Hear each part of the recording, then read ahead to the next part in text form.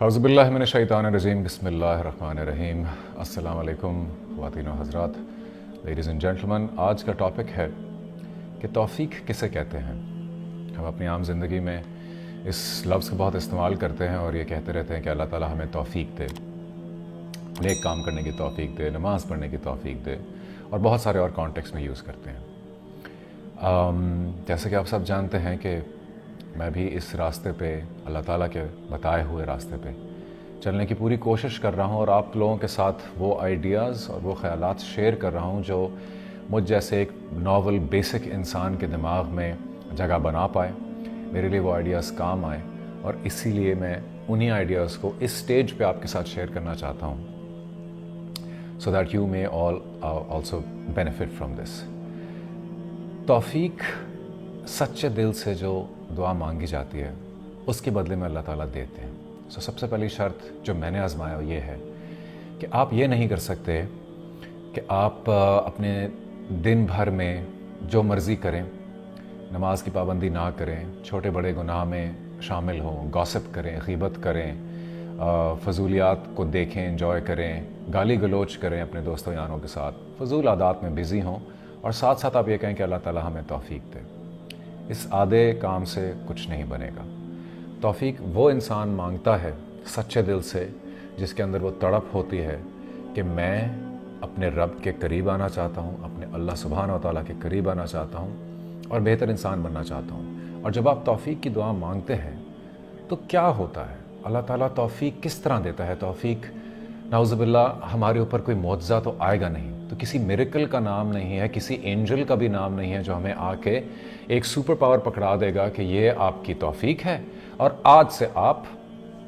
एक पक्के मुसलमान बन गए हैं और आपका किरदार और आपके अखलाक जो हैं वो बुलंद हो चुके हैं। ऐसा नहीं है।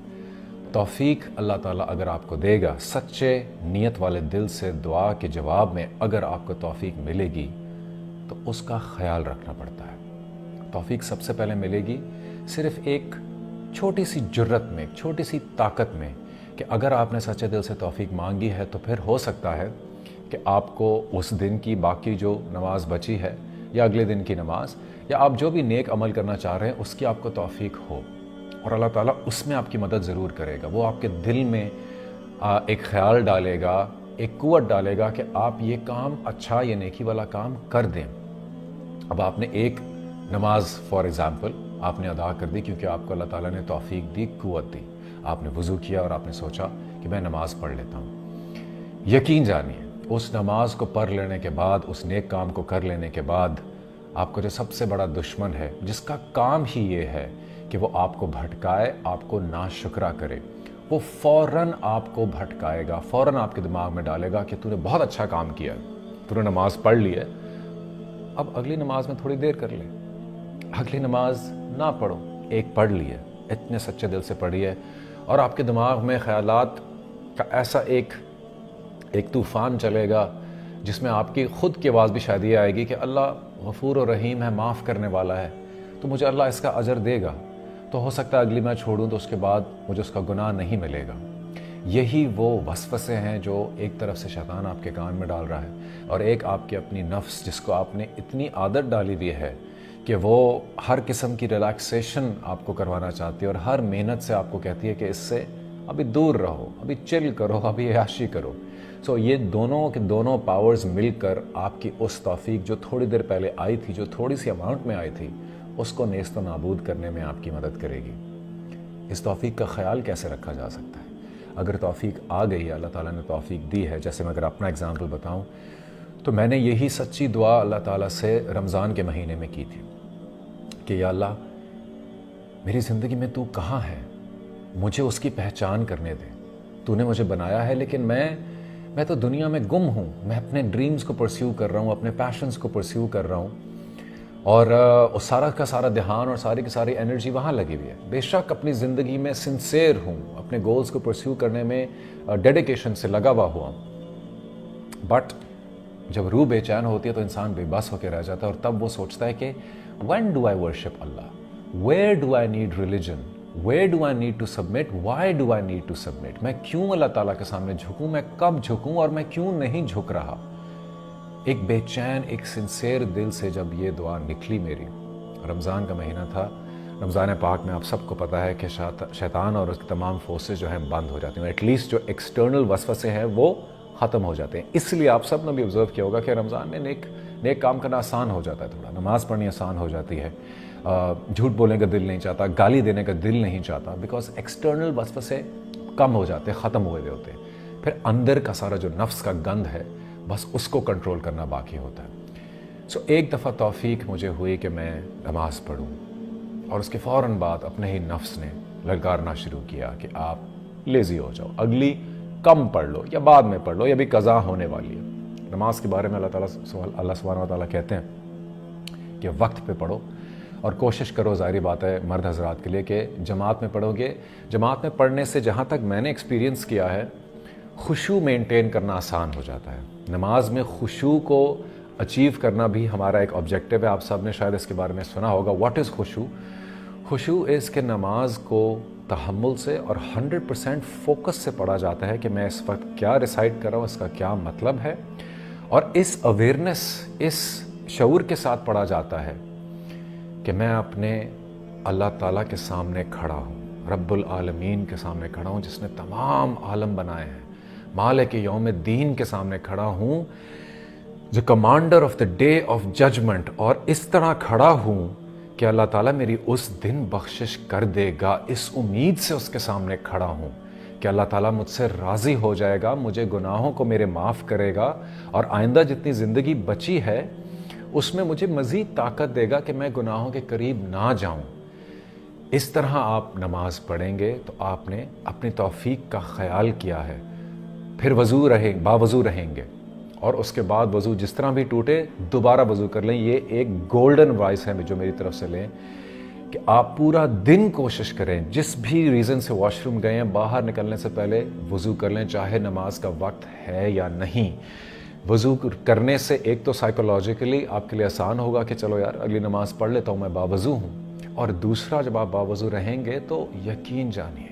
آپ نے اللہ تعالیٰ کو اپنی سائیڈ پہ لیا ہوا ہے، آپ کے اوپر تھوڑی پاور آئی بھی ہے، اور جتنے بھی ایکسٹرنل وسوسے ہیں وہ آپ کے اوپر کم اثر کریں گے۔ ان کی کوششیں برحق ہوں گی، ضرور ہوں گی، کیونکہ یہ شیطان مردود کا وعدہ ہے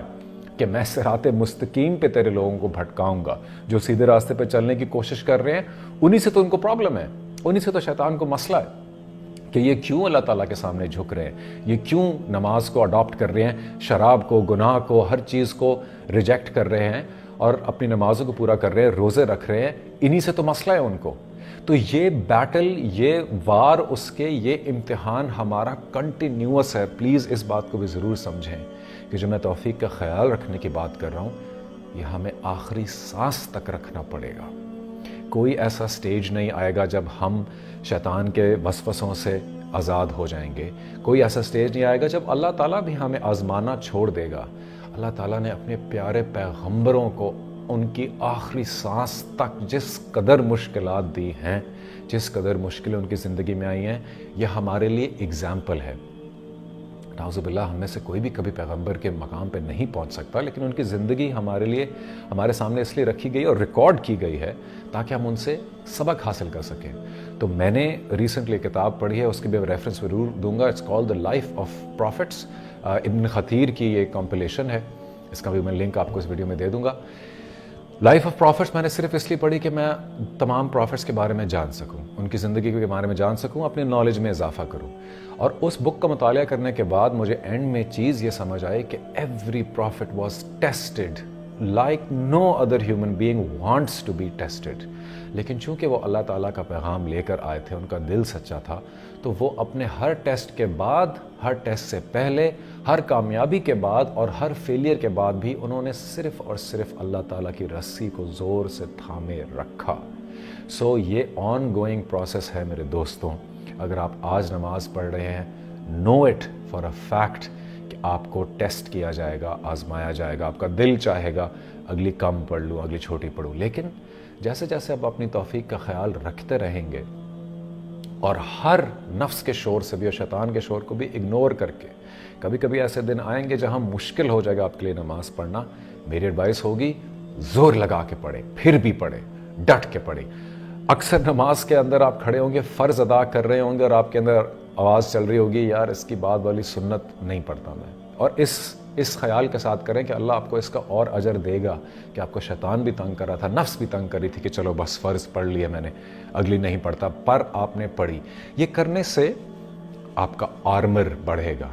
آپ کے اوپر جو ایمان کا آپ اپنا ایک سوٹ پہن رہے ہیں، ایک پاور پہن رہے ہیں، وہ آہستہ آہستہ اپ گریڈ ہوگا، آپ کا لیول بڑھتا چلا جائے گا۔ اور اللہ تعالیٰ نے خود کہا ہے کسی انسان کو کسی دوسرے انسان کے اوپر کوئی ترجیح حاصل نہیں ہے ماں سے بات تقویٰ کے۔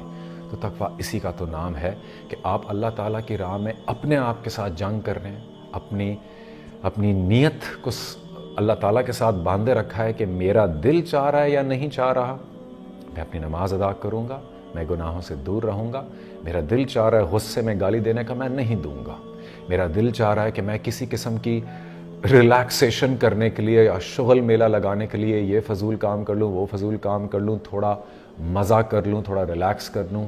اللہ تعالیٰ کے یہاں صرف اور صرف بیٹل ہے، جنگ ہے، اور اللہ تعالیٰ بے شک غفور و رحیم ہے، معاف کرنے والا ہے، اس سے توقع ہمیشہ اچھی کی جاتی ہے، ہمیشہ اپنے بھلائی کی توقع ہی رکھنی ہے اللہ سبحانہ و تعالیٰ سے، لیکن اپنے آپ کو تو آپ نے عمل میں رکھنا ہے۔ ہمارے پاکستان میں اور آئی ایم شور پورے مسلمانوں کی دنیا میں ایک بڑی فیورٹ آیت کو بار بار کوٹ کیا جاتا ہے کہ اعمال کا دار و مدار نیت پر ہے، اور ہماری نیت بہت اچھی ہے جی، پر اس بات پہ تو غور کریں کہ کس کے دار و مدار کی بات کی جا رہی ہے؟ اعمال کے۔ صرف نیت لے کر ہم نہیں جا سکتے وہاں پر، ہمیں اعمال لے کر آنے ہیں زندگی میں، اور یہی عمل ہے جو اللہ تعالیٰ نے آپ کے اوپر نہیں چھوڑا کہ فگر آؤٹ کرو، سوچ کے لاؤ کہ کیا اعمال لاؤ گے، بتا دیا ہے کہ یہ ہیں 5 نمازیں، یہ ہے روزہ، یہ ہے حج، یہ ہے زکوٰۃ، اور حج اور زکوٰۃ بھی صرف ان کے لیے جو صاحب استطاعت ہیں، جو نہیں ہیں ان کے لیے نہیں ہے، ان کے لیے صرف 2 اعمال ہیں، نماز اور روزہ، جو ہر انسان کر سکتا ہے، چاہے وہ غریب ہو، چاہے امیر ہو، چاہے اس کا جسم پورا ہو یا نہ ہو۔ آپ اکثر دیکھتے ہوں گے دنیا میں اور کوشچن کرتے ہوں گے کہ اللہ تعالیٰ نے عجیب کسی کو غریب بنا دیا، کسی کو اس کے جسم میں کوئی معذوری دے دی، تو یہ دنیا میں کیسے آگے جائیں گے؟ اس چیز سے آپ کو سمجھ آنی چاہیے کہ یہ ریس دنیا کی نہیں ہے۔ ہاں، دنیا کے طرز کے مطابق تو یہ لوگ پیچھے رہ جائیں گے بالکل، جو ایک امیر گھر میں بہت پیدا ہوا ہے اور ایک غریب گھر میں پیدا ہوا ہے، وہ نہ تو کبھی اچھی یونیورسٹی میں جا سکے گا، موسٹ پرابلی ناٹ، نہ اچھے کالجز میں، تو وہ تو زندگی کی دوڑ میں پیچھے رہ جائے گا، بے شک رہ جائے گا زندگی کی دوڑ میں پیچھے۔ دوڑ زندگی کی تو تھی ہی نہیں، اس دنیا کی تو تھی ہی نہیں، دوڑ تو ہے ہی یہی کہ ہم تمام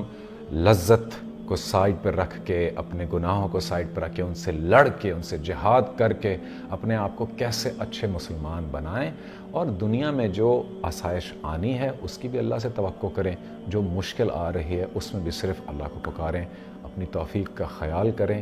اپنے نفس سے جہاد کریں، اور انشاءاللہ تعالی ہم سب کو اللہ تعالیٰ نیک کام کرنے کی ایسی توفیق دے کہ جب ہمارا وقت پورا ہو جائے، جب ہمارے اوپر قبر آ چکی ہو، جب جھکنے کا موقع نہیں رہے گا، اس سے پہلے آپ نے کم از کم اتنے سجدے اور اتنی نیک نیتی سے عبادت کر لی ہو کہ اللہ تعالیٰ نے کہا کہ اس کو میں نے بخش دیا، اس کو میں نے معاف کیا، اس کے اوپر جنت کے دروازے کھول دے۔ آمین۔ اللہ تعالیٰ ہم سب کو